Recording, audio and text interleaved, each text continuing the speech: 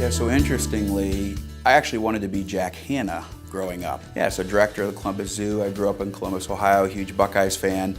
But I thought, man, Jack Hanna's got it going on. And I grew up watching Merlin Perkins in the Mutual of Omaha's Wild Kingdom. He'd always throw his assistant Bob out there to wrestle the alligator. I'm like, I want to do that. But it always ended badly for Bob. And then Merlin Perkins never really got out and did it himself. So I'm like, I don't want to be Bob, I don't want to be Merlin Perkins. Like Jack Hanna, that's a local guy. But I realized there's only one Jack Hanna in the world. So to get his gig was a pretty limited, narrow tunnel to get into. My father's a physician, and I realized, well, that's the most interesting animal on the planet would be the human being. So I thought that's probably something I could see myself being able to do, but still pursue my interests in those other areas. The osteopathic school in Athens, Ohio really attracted me by their interview process, their campus, who their faculty were, what they were able to do to attract me to that school. I kind of figured I would look at my dad's alma mater, but Ohio University was just warm, welcoming, and really talked about what they would do to augment my education to make me a better physician, should I choose them. Versus a lot of other medical schools kind of said, if you're lucky enough to come here, you might make it through, you might not. Our job as physicians, typically primary care specifically, is to educate our patients on how to make better choices for themselves while we're looking for those kind of critical illnesses that we may need to step in and intervene. So a lot of it's education and a lot of it's awareness of illness. I want to hear from the patient who they are, what their interests are, and what their concerns are. A lot of what I do is trying to figure out what my patient wants and marry that up with what it is that I need as the physician for their health care.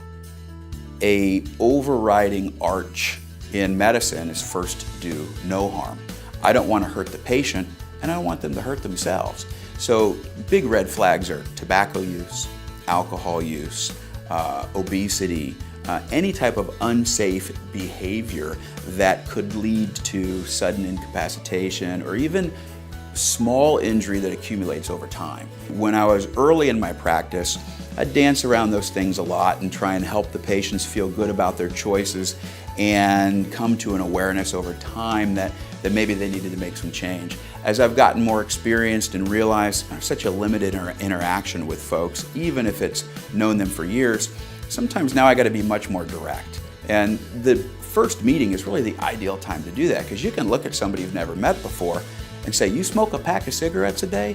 You know that's bad for you, right? You can't possibly never have been told this before. And I always enjoy kind of the different responses I get, because I can tell who really knows exactly what's going on and who actually hasn't really contemplated the fact that they are harming themselves.